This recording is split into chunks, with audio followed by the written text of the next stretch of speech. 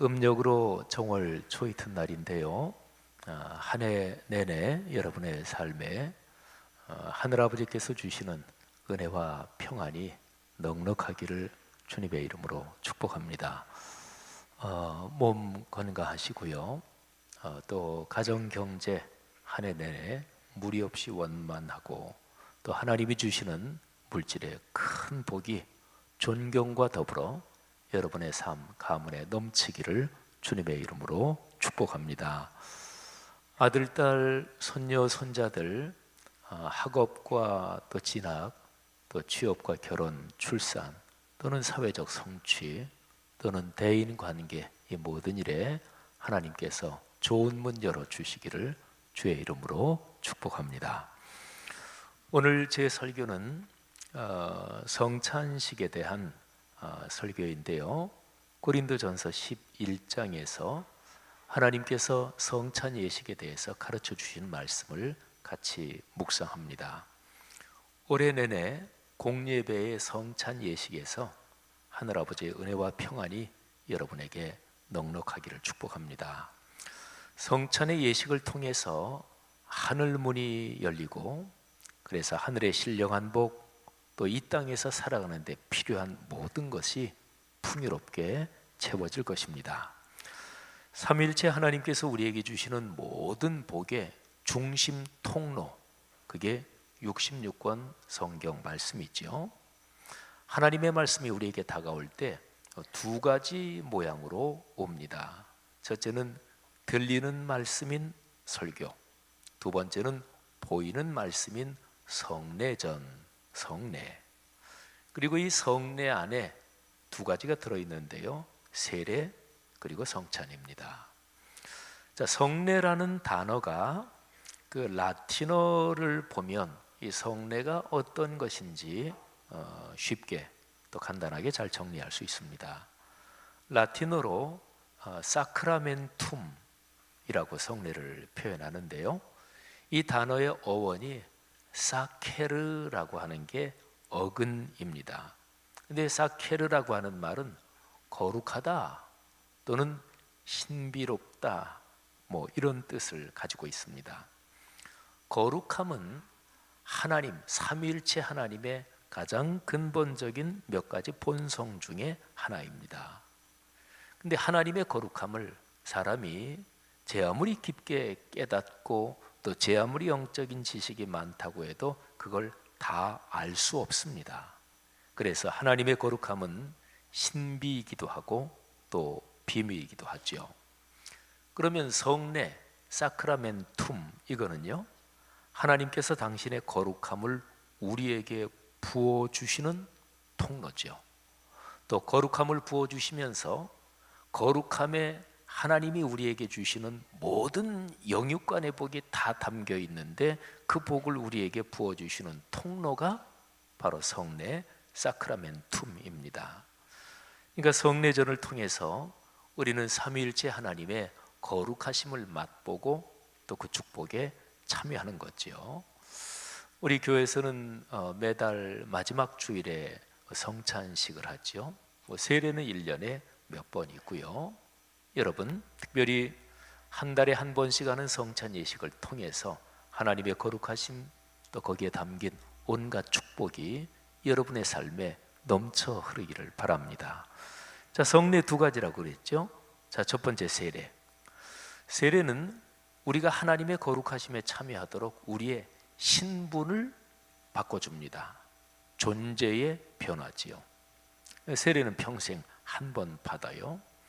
세례를 받음으로써 우리는 하나님의 자녀가 되는 것입니다. 자, 그 다음에 성찬.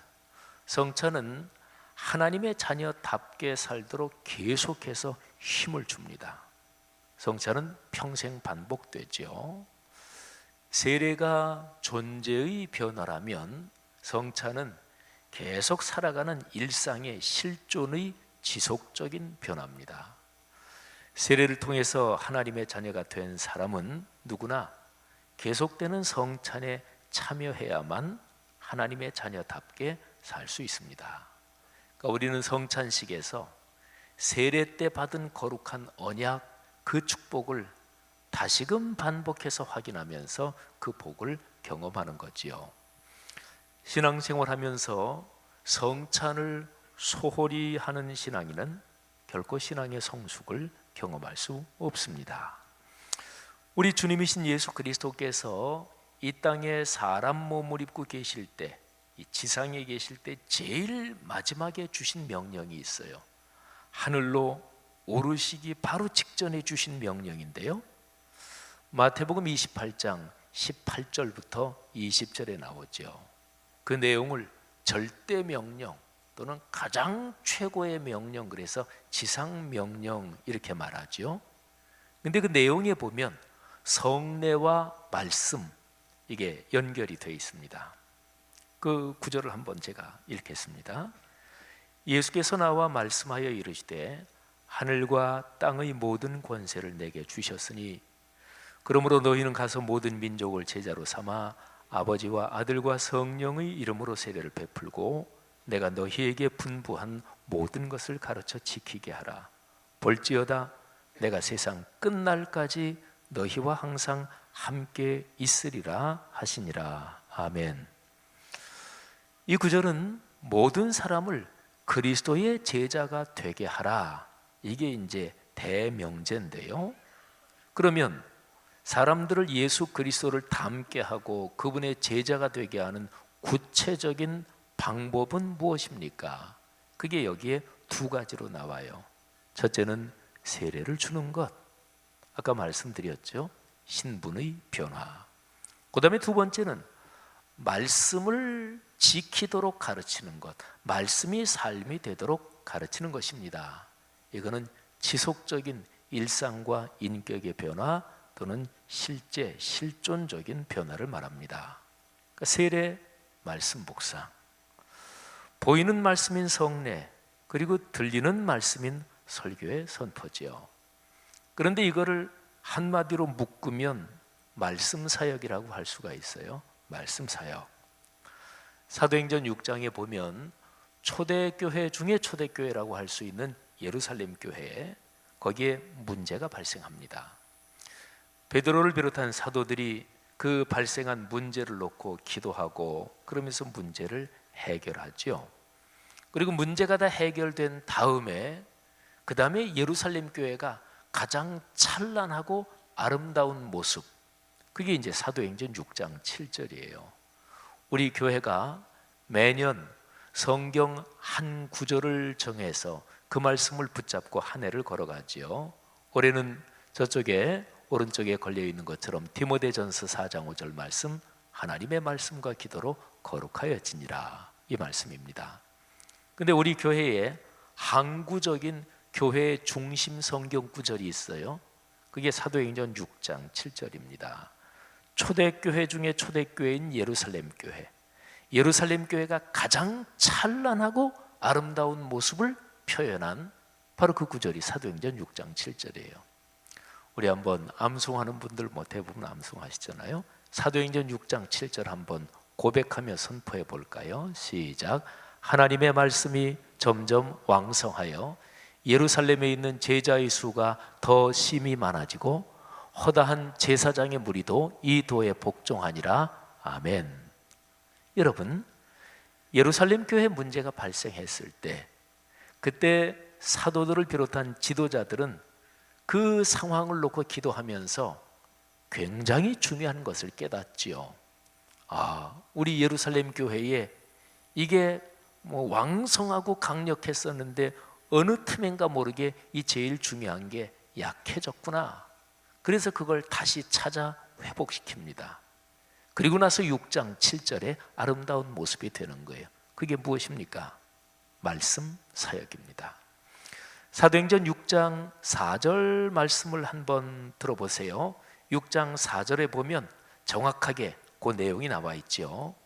우리는 오로지 기도하는 일과 말씀 사역에 힘쓰리라 하니. 아멘.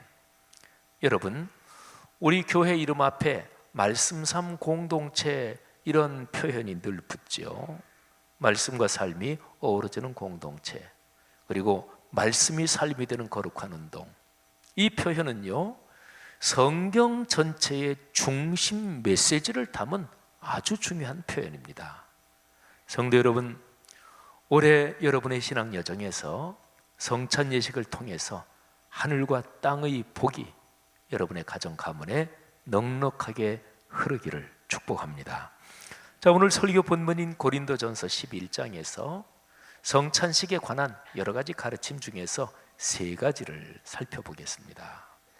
자, 첫 번째, 이게 가장 중요한데요. 고린도전서 11장 23절 전반부에 기록이 되어 있습니다. 내가 너희에게 전한 것은 주께 받은 것이니. 여러분, 성찬식은 주 예수 그리스도께서 직접 명령하신 것입니다. 성찬식은 교회 역사에 그 어떤 사람이 고안해내거나 창작해낸 게 아닙니다. 예수 그리스도께서 교회 공동체에 주신 것입니다. 주님께서 직접 명령해서 주신 것, 그런 것이 바로 성례에 들어가는 가장 기본적인 조건이에요. 세례와 성찬이 두 가지가 그렇습니다. 자, 성찬식에서 제일 중요한 점이 바로 이 점입니다. 주님께서 명령하셨습니다. 자, 명령하신 구체적인 내용이 그 뒤에 이어서 계속 나오죠. 23절부터 26절까지 제가 전체적으로 한번 읽어보겠습니다. 25절까지입니다. 내가 너희에게 전한 것은 주께 받은 것이니 곧 주 예수께서 잡히시던 밤에 떡을 가지사 축사하시고 떼어 이르시되 이것은 너희를 위하는 내 몸이니 이것을 행하여 나를 기념하라 하시고 식후에 또한 그와 같이 잔을 가지시고 이르시되 이 잔은 내 피로 세운 새 언약이니 이것을 행하여 마실 때마다 나를 기념하라 하셨으니. 아멘.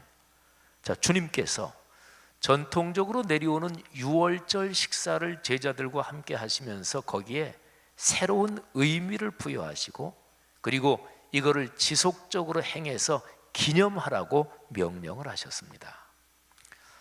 신앙생활에서 성찬의 참여는 선택의 문제가 아닙니다. 주님의 명령인 것이죠.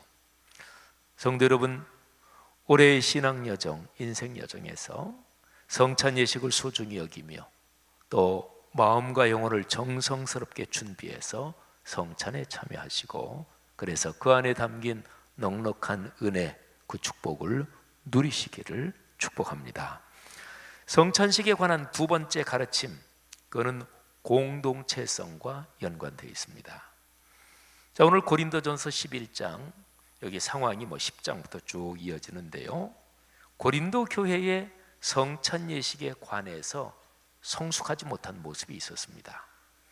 초대교회 당시에는요, 공동 식사 이거하고 성찬식하고 이 두 가지가 명확하게 구분되어 있지 않았습니다. 이게 이제 시간이 흐르면서 두 개가 명확하게 구분이 되는데요. 공동 식사는 신앙인들이 같이 모여서 식사의 교제를 나누는 거예요. 오늘날 성도들이 같이 모여서 남녀전도회나 교회학교, 찬양대가 또 여러 사람들이 같이 모여서 식사한다. 그게 이제 공동 식사예요. 근데 그냥 평이하게 식사하는 것보다 거기에 조금 더 기도나 또는 예전적인 게 조금 더 들어간 이런 형태라고 보시면 돼요. 어쨌든 초대교회는 이 둘 사이가 공동 식사, 성찬 식사가 명확한 구분이 없었는데요. 고린도 교회는 성도들이 모일 때 일찍 온 사람들이 먼저 식사를 했습니다. 초대교회 때는 주로 저녁 때 모임이 있었어요. 그러면 하루 일을 마치고 와야 되는 거잖아요. 근데 일찍 오는 사람, 늦게 오는 사람이 있었는데 일찍 오는 사람이 먼저 식사를 했고 그래서 준비한 음식에서 늦게 온 사람들은 남은 것을 먹게 됐습니다. 여기에서 이제 갈등이 생긴 거예요. 그런데 누가 일찍 오고 누가 늦게 왔을까요? 그때 당시는 노예 제도가 있었을 때입니다. 그러니까 일찍 온 사람들은 노예가 아닌 자유민들이었을 것이고 또 아마 생활이 넉넉한 그런 사람들이 아마 주로 많이 일찍 왔을 것입니다. 그리고 일을 다 마치고 좀 늦게야 올 수 있었던 사람들은 아마 노예들이 많았을 것입니다. 한번 상상해 보십시오. 그러니까 불평과 갈등이 발생했겠죠. 사도 바울은 이런 고린도 교회의 상황을 듣고 권면하면서 교회는 그리스도의 몸이다, 하나다, 이걸 강조합니다. 그러니까 특별히 성찬식에서 교회가 공동체라는 것을 다시금 체험하는 것이다, 이거를 가르칩니다. 고린도전서 11장의 상황이 10장부터 이어지는데요, 10장 16절부터 18절에서 사도 바울이 성찬 예식과 교회가 공동체로서 하나다, 이거를 연결시켜서 다음과 같이 권면합니다. 제가 표준 세번역 성경으로 봉독을 하겠습니다. 우리가 축복하는 축복의 잔은 그리스도의 피에 참여함이 아닙니까? 우리가 떼는 빵은 그리스도의 몸에 참여함이 아닙니까? 빵이 하나이므로 우리가 여럿일지라도 한 몸입니다. 그것은 우리 모두가 한 빵에 참여하기 때문입니다. 이스라엘 백성을 보십시오. 제물을 먹는 사람들은 그 제단에 참여하는 사람들이 되지 않습니까? 여러분, 여기에서 바울은 특별히 구약 성경에서 제사 드리는 그 관습을 얘기를 합니다. 화목제사 이런 게 특별히 대표적인데요, 제사 종류 중에서는 제사를 드리고 제사 때 바친 제물, 그거를 서로 거기에서 나누어서 먹으면서 식사를 했습니다. 그러니까 주님의 전 거기에서 먹는 거지요. 이게 이제 그 주님의 전에 바친 예물, 그거로 같이 식사함으로써 그 사람들이 전부 다 주님 안에서 하나다, 이런 상징을 갖는 거죠. 바울은 그 얘기를 하는 거예요. 성찬식에서 한 빵을 먹고 또 그 포도주를 통해서 그리스도의 피에 참여하면서 우리가 하나다 하는 거지요. 그렇습니다. 성찬식은 교회가 영으로 한 몸인 공동체라는 것을 거듭 깨우칩니다. 그 공동체성을 가꾸고 지켜나가는 중요한 방법이 오늘 우리가 읽은 본문에 기록이 되어 있어요. 자, 11장 33절에 보면 너희가 서로 기다리라. 그러니까 좀 기다렸다 먹어라, 같이. 그리고 정 배고프면 집에서 먼저 조금 먹고 와라, 이런 얘기를 해요. 저는 늘 그런 건 아니지만 어떤 중요한 모임에 갈 때 그때는 제가 미리 잠깐 요기를 하고 가는 경우가 있습니다.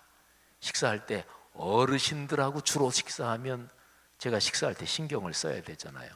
근데 사람이 먹는 거는 이게 본능에 속하는 거라서 어려운 사람들이 있는데도 불구하고 먹는 데 신경을 쓰게 될 수도 있죠. 그러면 실수하는 거죠. 그래서 제가 연세가 많으신 어르신들, 이런 분들하고 식사할 때는 마음으로 그래, 식사는 포기하는 거지. 그럴 때는 이제 미리 조금 먹고 가면 좋죠.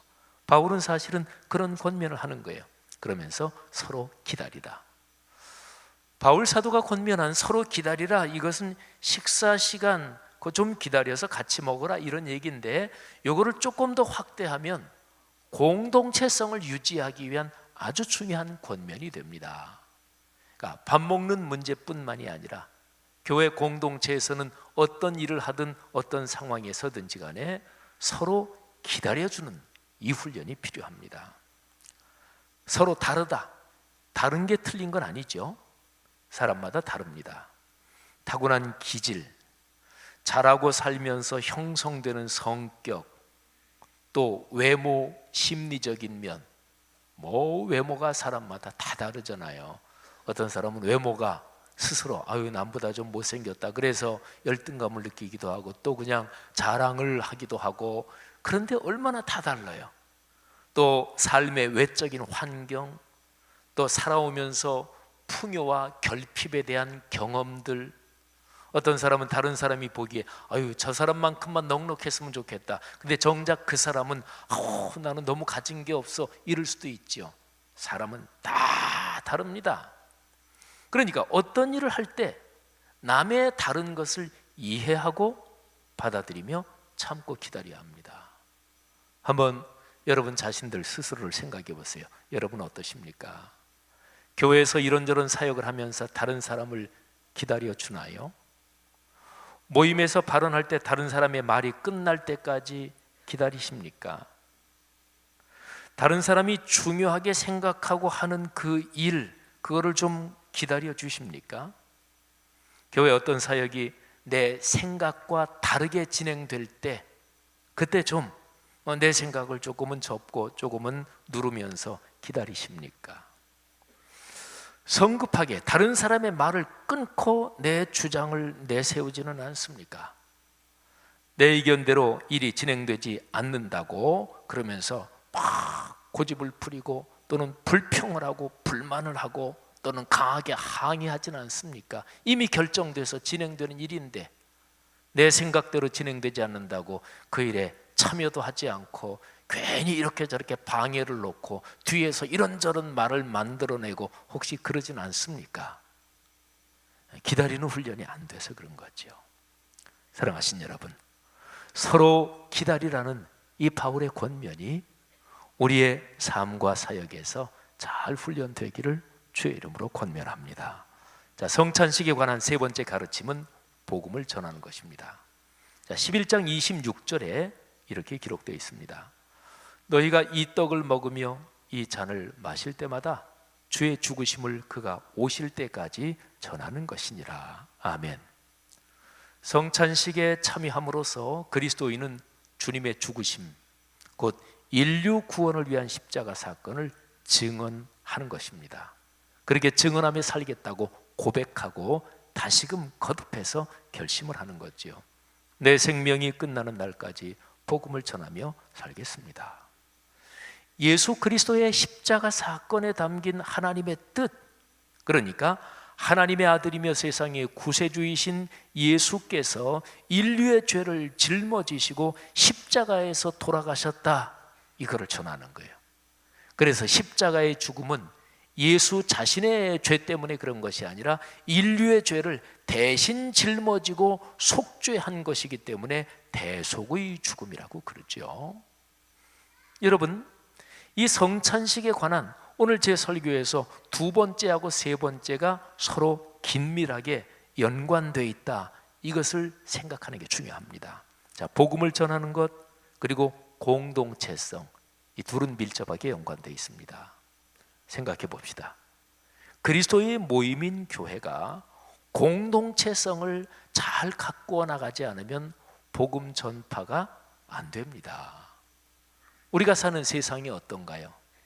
세상은 인간의 이런저런 이해관계, 돈의 이해관계라든지 그 사람이 같은 고향이야, 아유 같은 학교 출신이야, 내 성격에 맞아, 내가 그 사람에게 신세졌어, 저 사람 잘 사귀어놓으면 앞으로 무슨 뭐라도 도움이 될 거야, 하여튼 별별 여러 가지 것에 이해관계에 얽혀서 세상은 서로 나뉘고 친소관계가 갈리고, 그게 보통의 인간 삶이잖아요. 그런데 교회는 이런 모든 차이를 넘어서 하나님의 말씀 안에서 하나인 공동체가 바로 교회입니다.